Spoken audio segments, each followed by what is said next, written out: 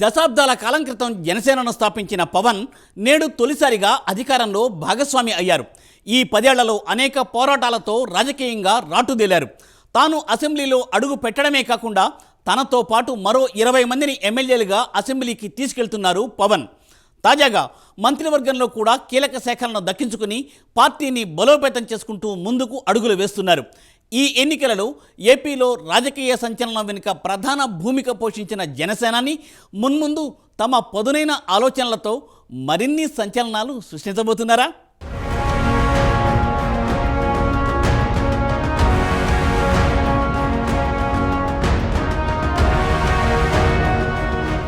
జనసేన ఇప్పుడు ఏపీ రాజకీయాల్లోని కాదు, జాతీయ రాజకీయాల్లో సైతం జనసేన అంటే ఓ సంచలనం. ఈ ఎన్నికల్లో ఏపీలో రాజకీయ సునామీ వెనుక పవన్ కళ్యాణ్ పోషించిన పాత్ర కీలకమైనది.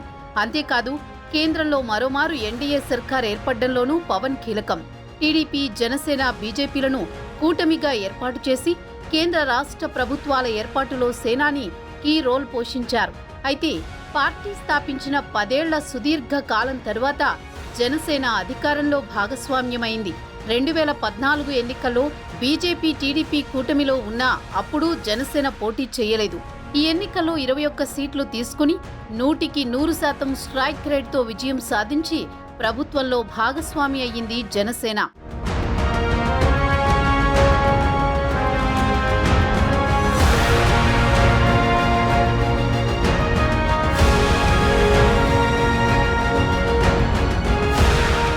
ఈ ఎన్నికల్లో జగన్ ఘోర పరాభవం వెనుక పవన్ కృషి ఎనలేనిది. సవాల్ చేసినట్టే జగన్ను గద్దెదించారు పవన్.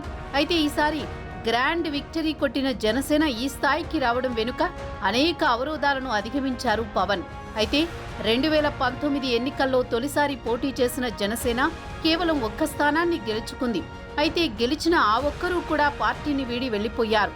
తాను పోటీ చేసిన 2 చోట్ల ఓటమి పాలు కావడంతో పవన్ కళ్యాణ్ పై వైసీపీ నేతలు తీవ్ర విమర్శల దాడి మొదలుపెట్టారు.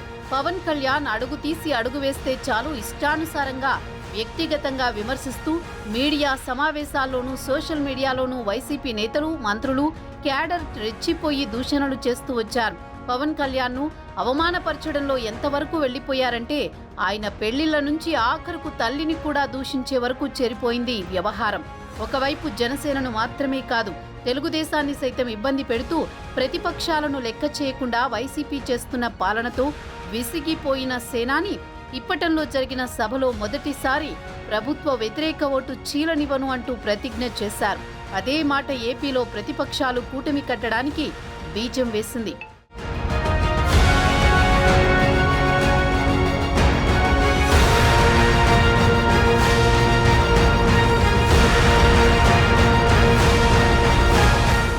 నమ్మిన సిద్ధాంతం కోసం, అనుకున్న లక్ష్యం కోసం 10 ఏళ్ల నిరీక్షణ, నిరంతర శ్రమతో పోరాడి నిలిచి గెలిచారు.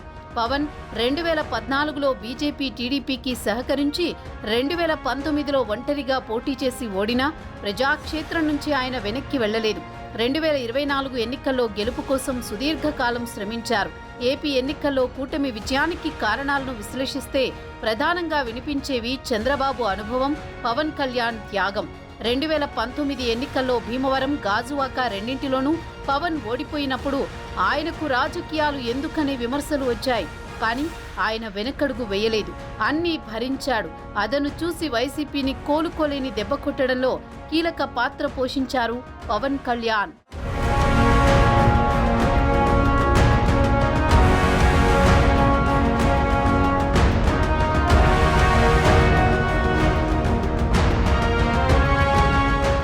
రెండు 2019 ఎన్నికల తర్వాత వ్యూహం మార్చిన పవన్ కళ్యాణ్ పక్కా ప్రణాళిక ప్రకారం ముందుకు సాగారు. బీజేపీతో పొత్తులో కొనసాగుతూ వచ్చిన పవన్ కళ్యాణ్ స్కిల్ కేసులో చంద్రబాబు జైలుకు వెళ్లినప్పుడు ఆయనకు సంఘీభావం ప్రకటించి పొత్తు ప్రకటించారు. ఈ పరిణామంతో ఏపీలో రాజకీయాలు మారిపోయాయి.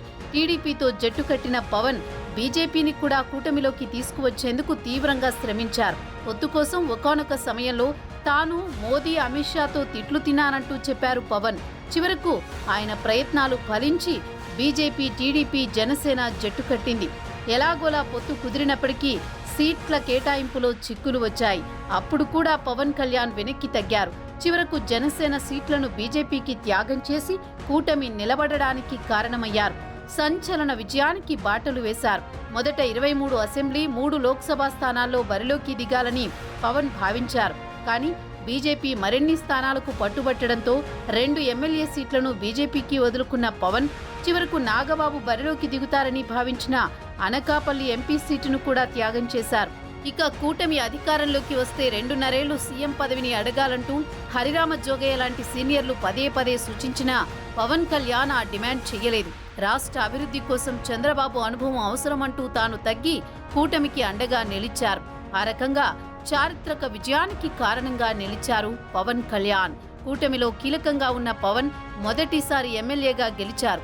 మంత్రిగా ప్రమాణ స్వీకారం చేశారు. కొణిదెల పవన్ కళ్యాణ్ అనే నేను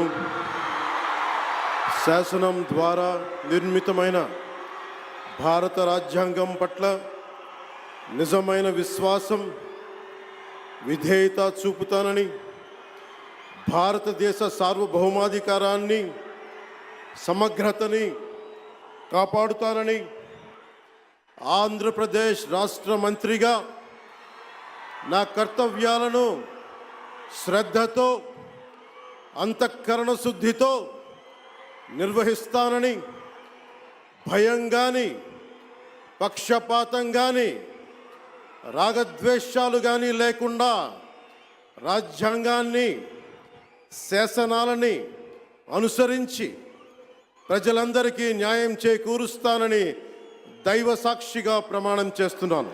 ఆంధ్రప్రదేశ్ రాష్ట్ర మంత్రిగా నా పరిశీలనకు వచ్చిన లేదా నాకు తెలియవచ్చిన ఏ విషయాన్ని, నా కర్తవ్యాలను సక్రమంగా నిర్వహించేందుకు అవసరమైన మేరకు తప్ప ప్రత్యక్షంగా కానీ పరోక్షంగా కానీ ఏ వ్యక్తికి లేదా వ్యక్తులకి తెలియపరచనని లేదా వెల్లడించనని దైవ సాక్షిగా ప్రమాణం చేస్తున్నాను.